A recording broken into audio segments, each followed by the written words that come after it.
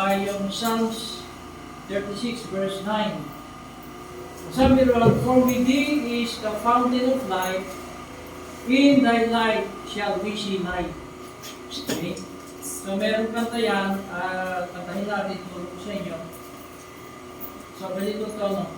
For with thee is the fountain of life, for with thee is the fountain of light, in thy light shall we see light, for with thee is the fountain of light. Awitin natin, sing.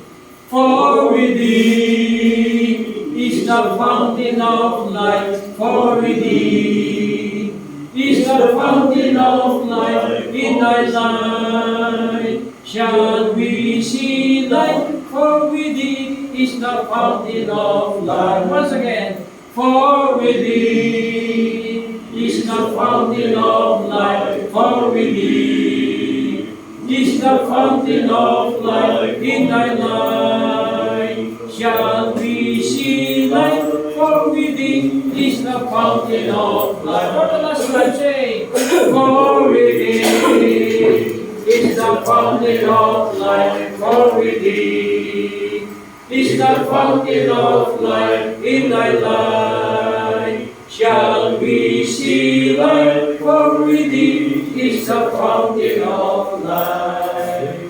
Amen? Amen. Yung sagip ko ay fountain of life. At tinawag din niya ni Jesus Christ na living water. Bagamat doon sa magkatabing verse, parang ang tinutukoy doon, Holy Spirit. Pero the Holy Spirit was compared to the living water. The living water gives life on the flesh. The Holy Spirit gives eternal life. Amen?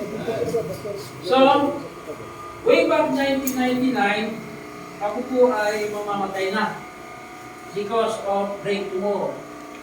Inom ng mga painkiller, nag-implikasyon na damage sa kidney ko, ang liver, nagkaroon ng problem sa heart, lumabo ang mata ko, lumabo ang pandinig, nagkaroon ng sinus, alburanas, yung tuhod ko, di ko na yan nababaluktot, nanigas pareho. So, dying na talaga ako. Ang mga miyembro ko, yung isa may breast cancer, yung isa may ovarian cancer, yung mga lalaki may mga prostate cancer, ang mga kabataan, mga primary complex.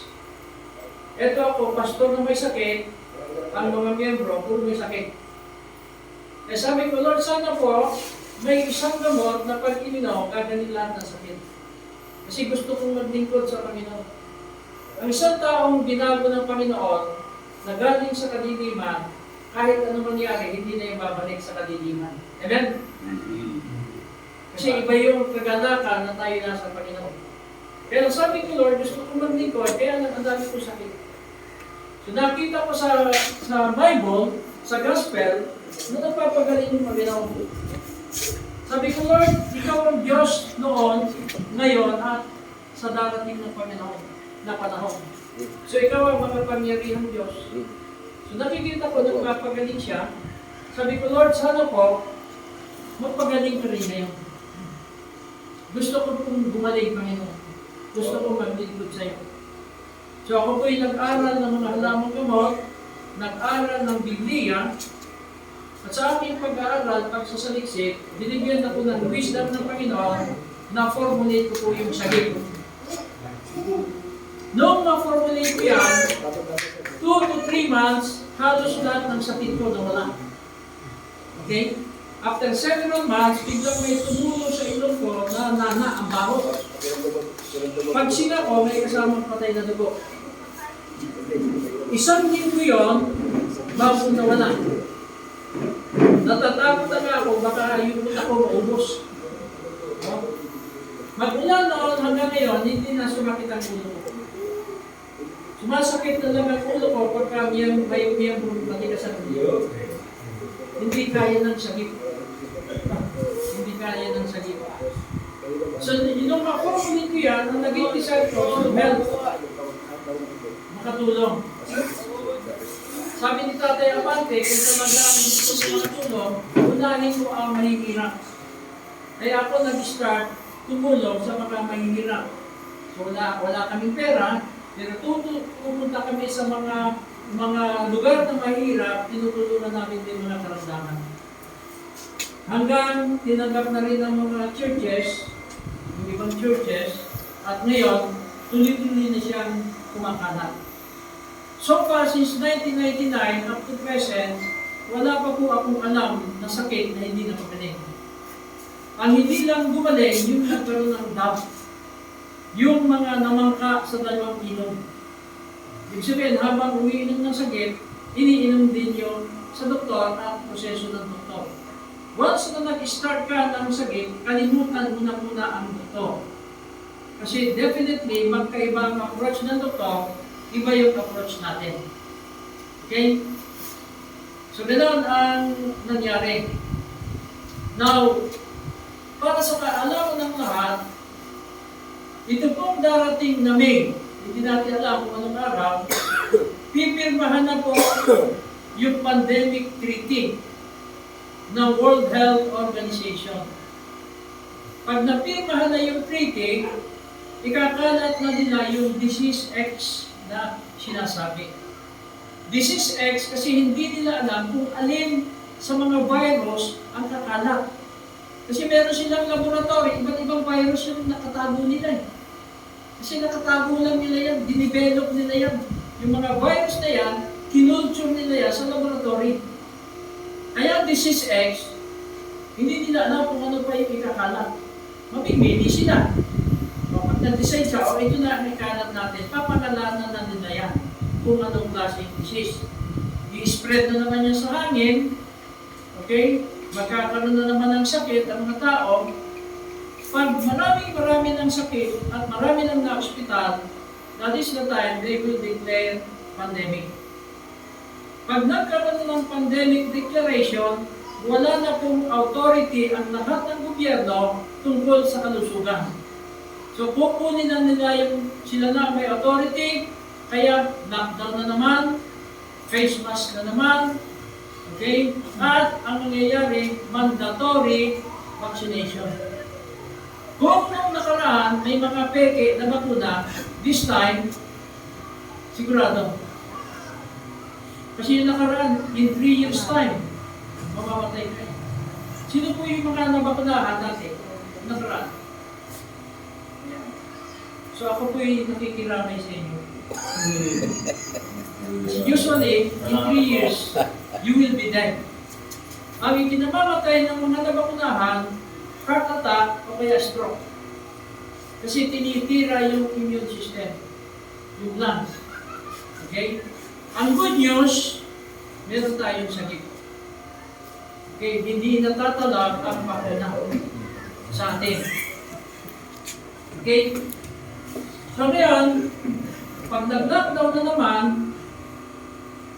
yung lockdown ng Diablo, magiging blessing sa simbahan ng Panginoon. Amen? Magiging blessing yan sa atin. Kasi nung panahon ng lockdown nung nakaraan, busy-busy kami. Ang daming tumatawag. Hindi makalabas, may sakit, tumatawag. Umo-order ng sakit. No? Lahat kami may bakuna. Kasi pag wala kang ID, hindi ka makakalusot sa checkpoint. Kaya kami lahat bakunado. Bago kami magpabakuna, inom ng sagip, pagkabakuna, inom ulit. Hindi po tumalab ang COVID o bakuna. Hindi tatalab. Bakit po hindi tatalab? Kasi nga po yung mga tinagat ng ahas, nakainom ng lason, yung rabies nasa brain na, yung tinatawag natin tetanus nasa brain na, nakaka-recover mo. Lalo pa yung itutulog siya. Wash out agad yan. Amen? Yung isang pasyente namin sa Infanta Quezon, siya po ay nagtatrabaho sa tanyer. Nagkaroon siya ng sugat.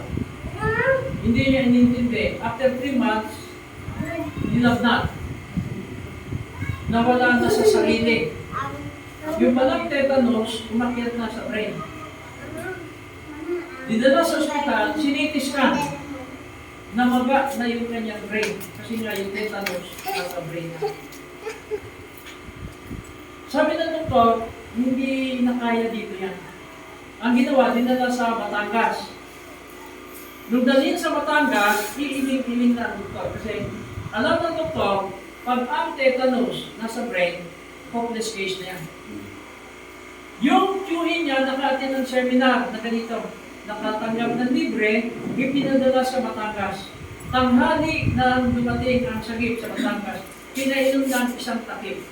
Yung takip niya, inom. Kinahaponan, inom ulit.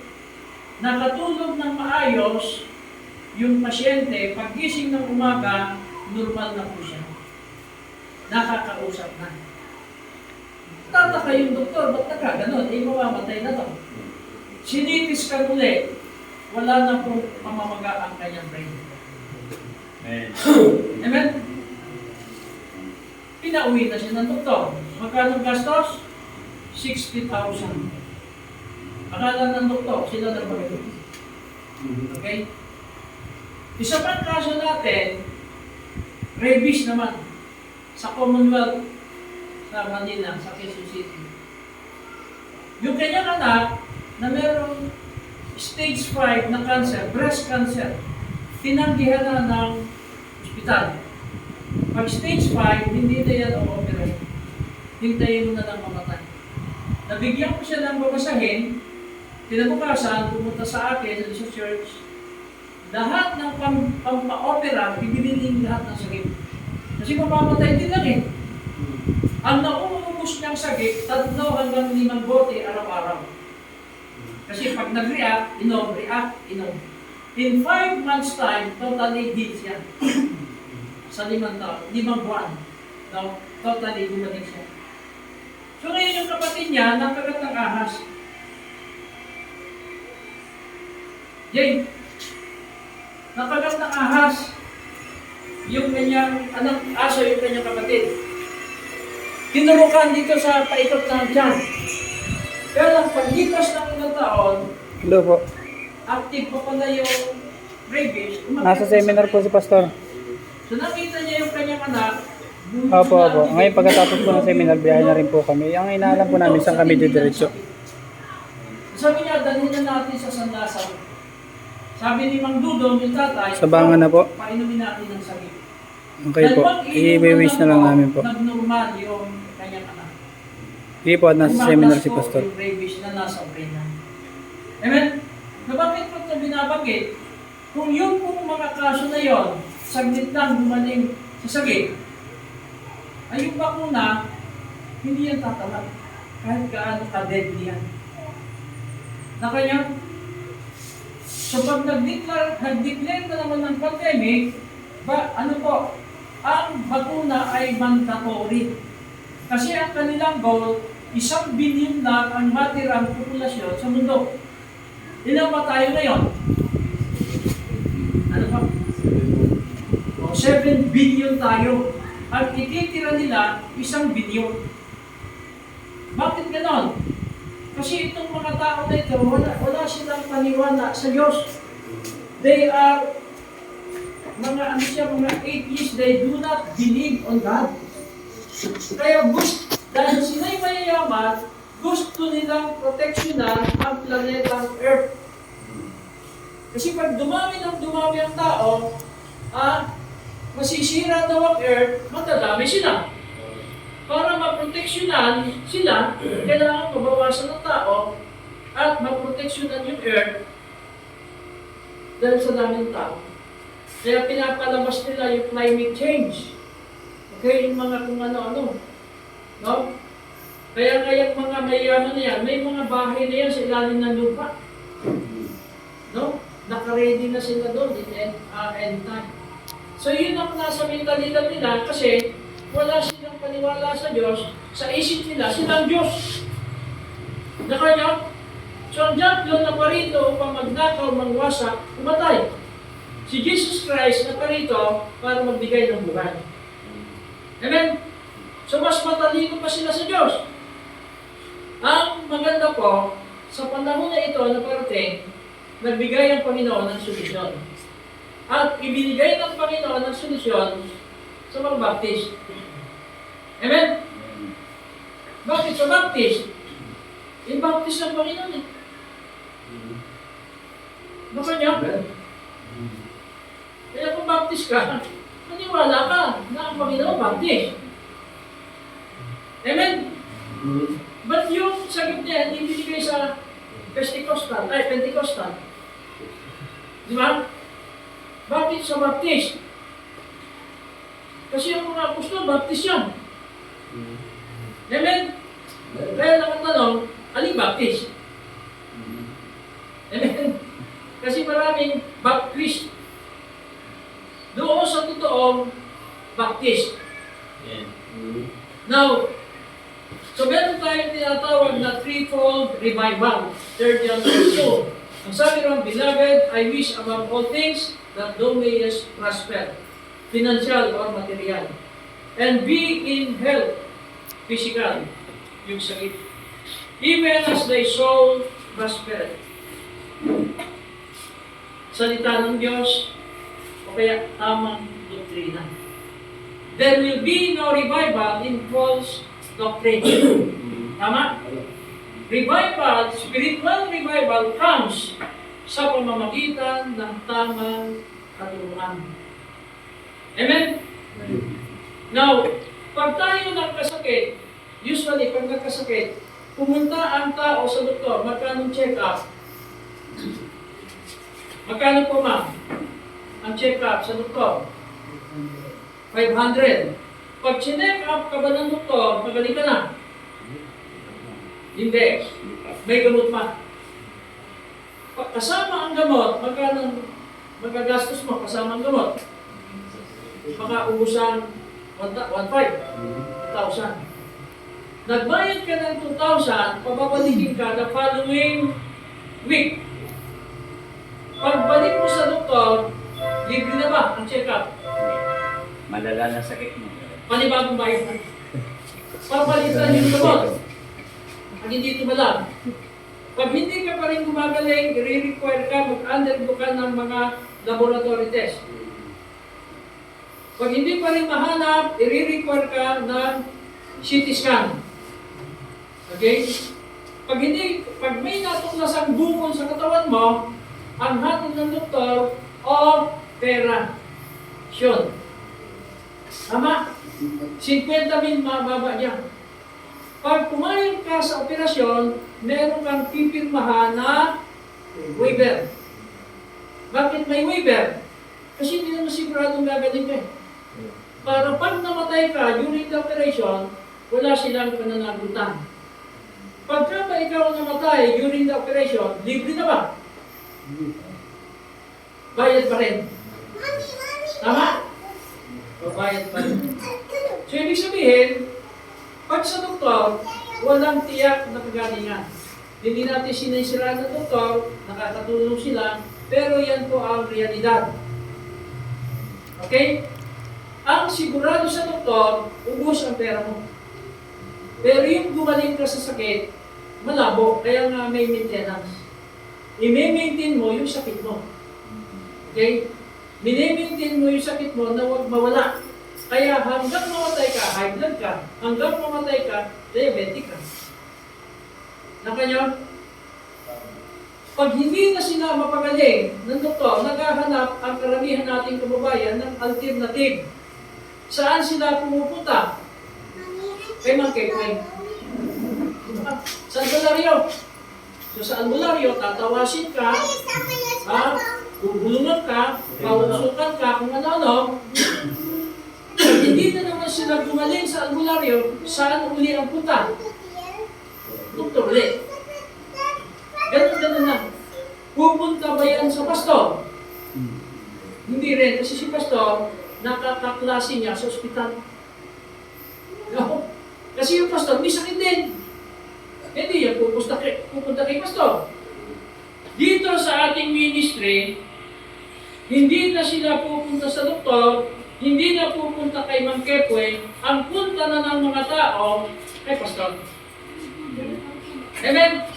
Bakit? Kasi nasa church ang lunas sa lahat ng karamdaman. Maganda ba yan mga kapatid? Amen? Kaya pag natuloy ang pandemic, sabi ko kanina, yung pandemic, blessing sa atin yan. Kasi yung mga taong hindi naniniwala, wala na silang pantatakbuhan. Pag sa doktor, pag labas nila, abo na sila. Kung may kepwing, kung may kay Mang Kepwing, ganun din. Ang tangi na lang nakabukas during the time, ang simbahan ng Panginoon. Amen? Kaya darating ang time, yung attendance nyo ito, maglalabas.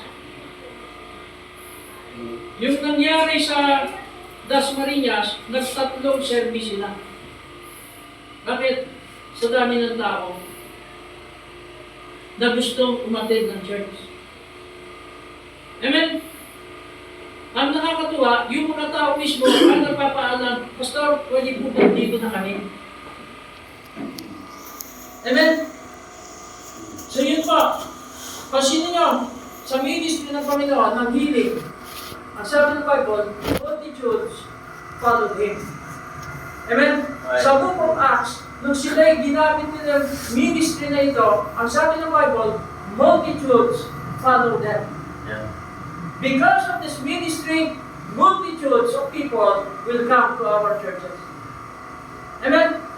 Kung nahihirapan kang mga to, kasi ang aming strategy daw, ni Pastor Bante, pag pumasok ka sa bahay, pag bukas ng pinto, pasok agad yung kanong pa.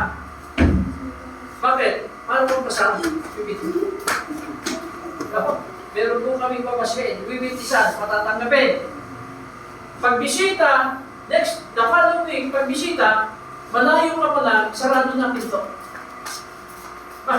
Andiyan na naman. Baliktad po ngayon ang nangyayari. Malayo ka pala, bukas na ang pinto. Nakahanda na ang merienda ni Pastor.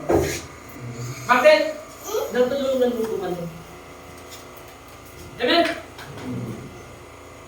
Now, anong mangyayari pag uminom ka ng sagip? Meron po itong tinatawag na 9 stages of healing. Hindi natin binibigay ito pag hindi alam yung stages of healing. Una, energizing. Ang ginagawa ng sagip, pinapalakas ang katawan, pinapalakas ang immune system. Ito pong sagip ay stem cell.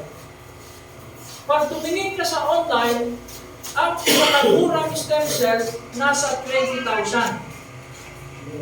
Okay? 20,000 ang stem cell. Yung SHIM placenta stem cell na ginagamit ni Pastor ng Batangas, 35,000 ang isang package. Yung iba mahusay nasa 100,000 plus.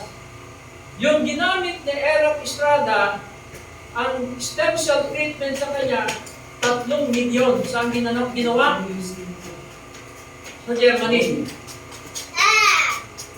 Ito po ang usong lunas ngayon, yung stem cell. Kaya lang, mahal. Ang kagandahan sa atin, stem cell, libre. Lahat ng ma-invite nyo, kayong lahat, tatanggap kayo ng libreng sagip. Isang bote na tawag dyan, trial bottle. Okay?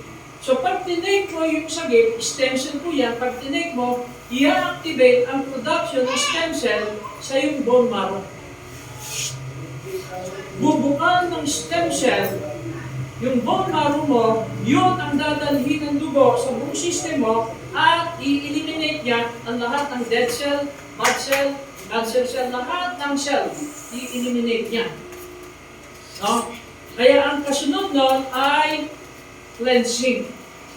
Lahat ng basura sa katawan mo, mawawala. Dudumi ka ng naiitim, mabiberde, may manti-mantika, mabula, may lamag-lamag, may sipon-sipon. Uutot ka ng mahaba na parang naplat na gulong. Mawala yung babag. Lilinisin na. Lahat na, pati kabag. Iuutot mo yan. Na ang sarap sa pakiramdam. Oo. Kaya lang yung katabi mo, masama ang pakiramdam. Kasi ang baho niya. Okay? So, cleansing. Kung ikaw ay babae, kung meron kang, menopause ka na, pero kung meron kang natatagong sakit doon sa ovaryo mo, bigla kang magre-regla nang wala sa panahon. Pag nagregla ka, may lumabas ng mga patay na dugo, huwag kang matatakot, instead, matuwa ka sapagkat meron kang sakit na inilabas. Tuloy-tuloy lang ang inom. Kung meron kang problema sa lungs, lalo kang uupuhin, ang kailangan, bawat upo mo may lumalabas na plema. Hindi titigil ang ubo hanggat may plema. Na kaya, kung meron kang problema sa sinus, sasakit yan, kikirot, babahin ka, isisinga mo lahat ng nakabara dyan, pati pula mo. Okay? So, mabilis gumaling ang sinus. Kung may problema ka sa pantok, iihi mo lahat yan. Ang tawag yan, cleansing. Kasabay ng cleansing, yung tinatawag nating healing reaction. Sa doktor, pinapatulog ang sakit. Sa atin, nagre-react ang sakit. Bubulabugin ang sakit. Gigisingin para palayasin sa iyong katawan.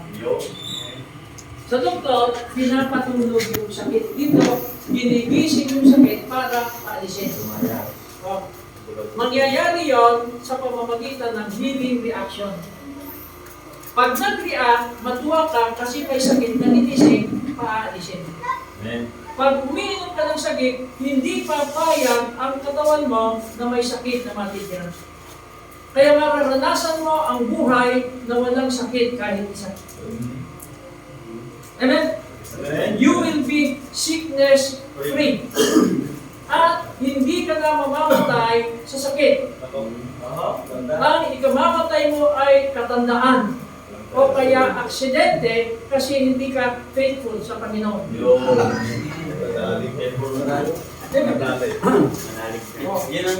Hindi ka na mamamatay sa ano. At mahaba ang iyong buhay. Babalik ka sa mga araw ng iyong kabataan. Sino may sabi? Hindi ako. Ang may sabi, ang Bible. Tandaan niyo po, sa Bible, walang kasinungalingan. Amen. Ano sabi ng Bible? Sa aklat ng Hope, chapter 33, ang sabi ron, if there be a messenger with him, ang messenger, tumutuko yan sa pastor. Amen? A messenger with him, an interpreter. Meron tayong rule sa pag-aaral ng Biblia, Scripture, interpret Scripture. Amen? Yun ang tamang pag-aaral ng Bible. The Bible is of no private interpretation. Amen. The Bible must interpret itself. Okay? A messenger, an interpreter, one among 1,000. Hindi lahat ng messenger ng Panginoon binigyan ng gift of interpretation. Amen? An interpreter, one among 1,000, to show unto man his uprightness, then he is gracious unto him and said, deliver him from going down to the pit.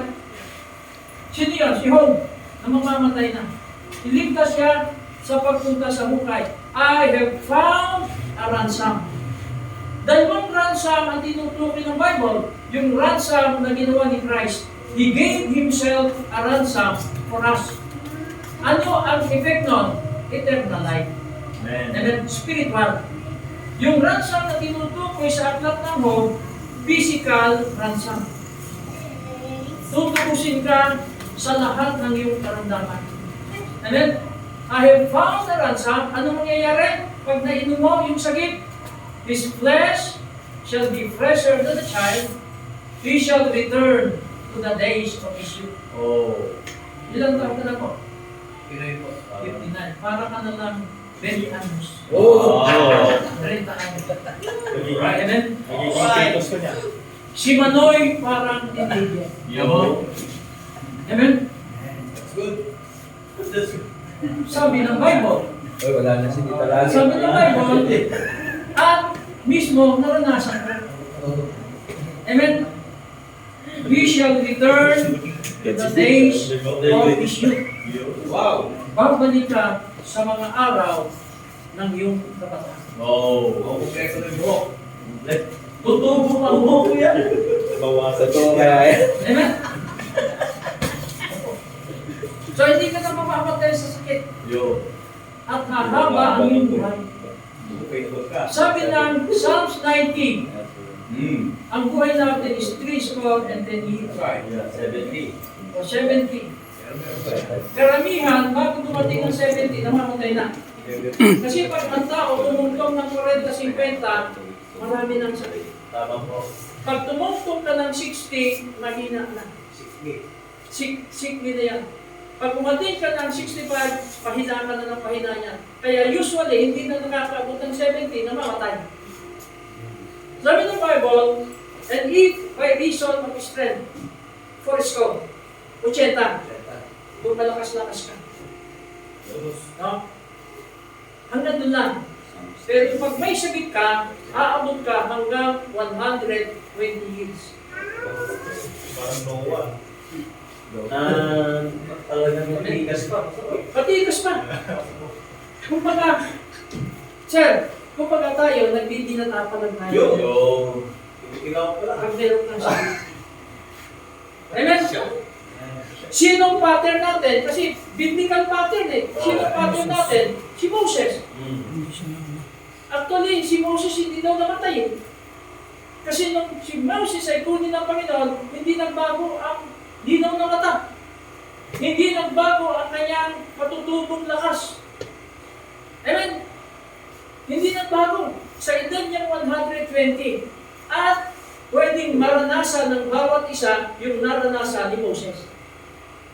Amen? Parang ayaw mo ng paliwanag.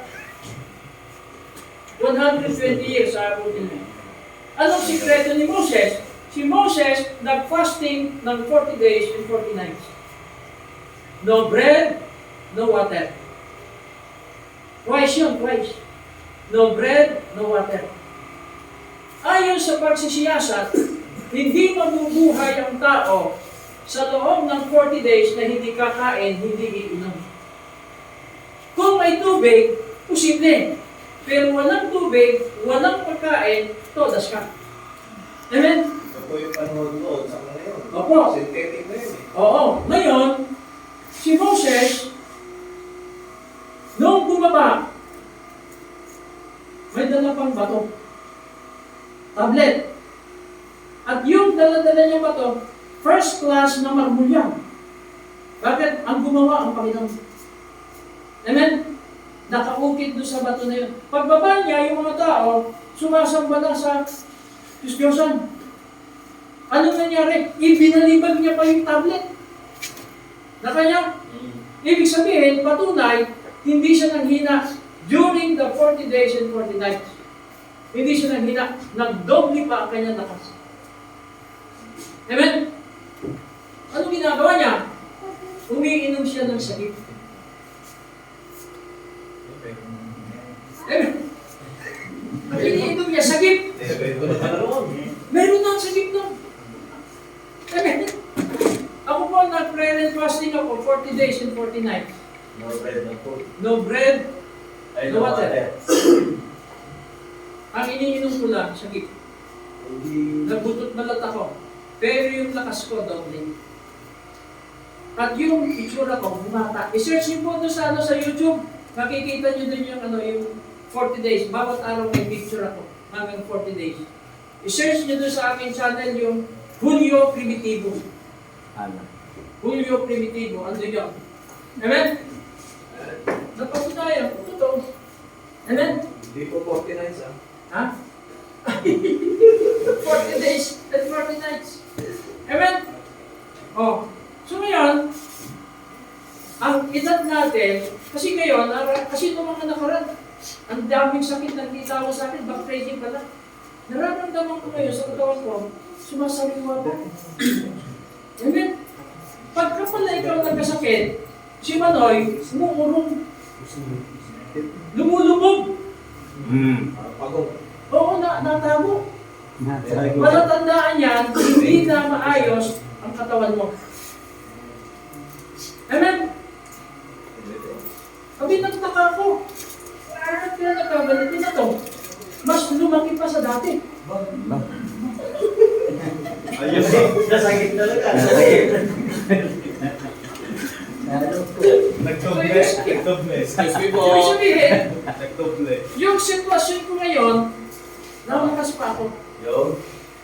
Pag tungtong ko ng 70, wala akong sakit, dire-diretso hanggang 80. Sabayan ko ng regular prayer and fasting, aabot ako hanggang 120. Amen? Amen. Nagturo po kayo? 65 po. 65. Alam 64, 11 months.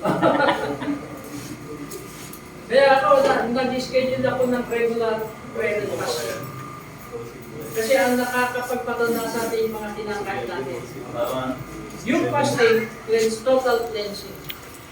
Amen? So ano yung una? Energizing, cleansing, healing reaction, and then building stage. Pag nakainom ka ng sagip, sasarap ang iyong tulog. Kung dati hindi ka na makatulog, this time, tulog baby.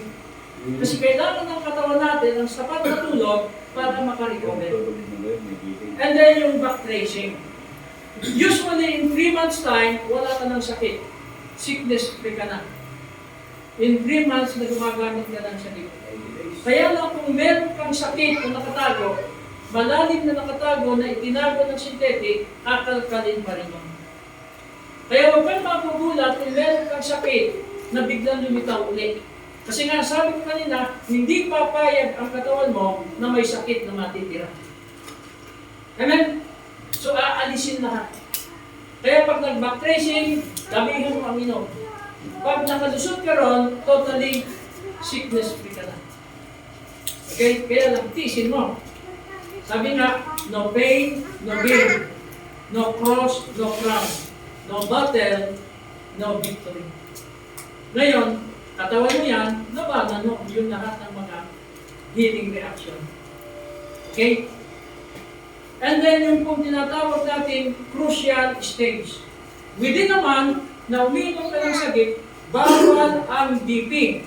Bawal ang check ng sugar, bawal ang check ng creatinine, bawal ang check ng cholesterol level. Bakit? Siguradong tataas lahat ng vital sign. Tataas. Bakit bawal? Kasi baka nervyusin ka. Kahit nagtaasan ang mga vital sign, normal ang iyong pakiramdam. So doon sa bagong baryo, meron doon user ng sagip, 1 week pa lang. Pumunta siya ng MCU para magpabunot ng ngipin. Pag nagpabunot ka ng ngipin, anong unang gagawin? BP. Kasi pag mataas ang dugo, hindi ka bubunutan. So, binipi siya. Pagka BP, kumuha agad ng wheelchair, yung assistant, tinapaupo siya. Ang tanong sa kanyang doktor, hindi ka ba nahihilo? Hindi po. Hindi ba masakit ang batok mo? Hindi po. Hindi masakit ang ulo mo? Hindi po. Normal lang po ako. Ay, ang BP mo, 220 over 180. Mataas po ba yun? 220 over 180. Sa normal, stroke ka na, no? Pero siya, normal. Gusto siyang i-confine ng doktor, kaya lang, tumakas siya. Bakit? Alam niya gastos. At hindi maunawaan ng doktor, yun nangyayari sa kanya. Pagdating sa bahay, inom ng sakit, baba agad yung kanyang BP. Meron ding teacher na may diabetes. Nagtuturo siya, normal ang kanyang pakiramdam, kaya na parang mabigat yung kanyang batok. Tuloy ang pagtuturo. Pagkatapos ng pagtuturo, chinek niya yung kanyang sugar. Umabot ng 500. Doon siya hinimatay. Nung hindi pa niya alam, normal. Nung nalaman niya, hinimatay, natakot. So tataas, sadyang tataas, pero wala pong chance na ikaw ay ma-stroke. Wala ding chance na ikaw ay ma-heart attack. Okay? So isang pastor sa Cavite, 3 beses na siya na-stroke. Sabi ng doktor, pastor, sa pang-4 na stroke mo, it's either you are dead or crippled. Living dead. Na-reach out siya ng sakit, gumaling, nawala ang high blood, Kaya lang, inabuso. Kahit ano kinakain na niya. Okay? Tapos gala dito, gala doon. Meron siya kaibigang pastor, in-introduce yung sagip, dinala ako ron. Pagkatapos namin mag-usap, umalis na siya. Papunta na ang ospital. Kasi sabi niya, mabigat yung bato. Magpapacheck up ako sa ating doktor. So nangyari, nung makita siya ng kanyang doktor, tinutuban agad. Okay? Yung pala, na-stroke na siya for the 4th time. CT scan agad siya, ang finding sa CT scan, nagkaroon ng bleeding ang kanyang brain. Dahil ito siya stroke. Na-stroke na siya, may bleeding. Ang nagtataka yung doktor, nakakausap niya ng diretso ang lakad, hindi nabulol, normal ang pakiramdam. Pero na-stroke, nag-bleeding yung brain. Nag-stay ng 2 days sa ospital, pinauwi na rin ng doktor kasi normal naman. Amen? Ngayon, pag umiinom ka ng sagip, hindi ka na ma-stroke. Dapat yun, i-rest mo na. Okay? Marami kaming mga cases na nabasag ang bungo, nag-bleeding ang brain, gumagaling sa sagip. Amen? Ganyan kamahimala ang ating sagip. Okay? So, tawag doon, crucial stage. Kaya bawal muna ang check ng mga vital sign ng BP, ng sugar, bawal muna. Para huwag kang nervousin. Ngayon, alam mo na, nalaman mo, at subukan mo. Pero pag nakita mo mataas, kumalma ka lang. Inuman mo lang ng sagip, bababa yan. And then, pang-pito, yung maintenance. Pag magaling ka na, mag-maintain ka na kahit isang takip araw-araw. Okay? Part na ng system mo para yung mga sakit na parating, ma-prevent. And then, yung regular exercise. Kaya tayo hindi makapag-exercise, lalo yung may edad na, marami nang masakit. Sakit ng tuhod, sakit ng balakang. Diba? Paano ka mag-exercise?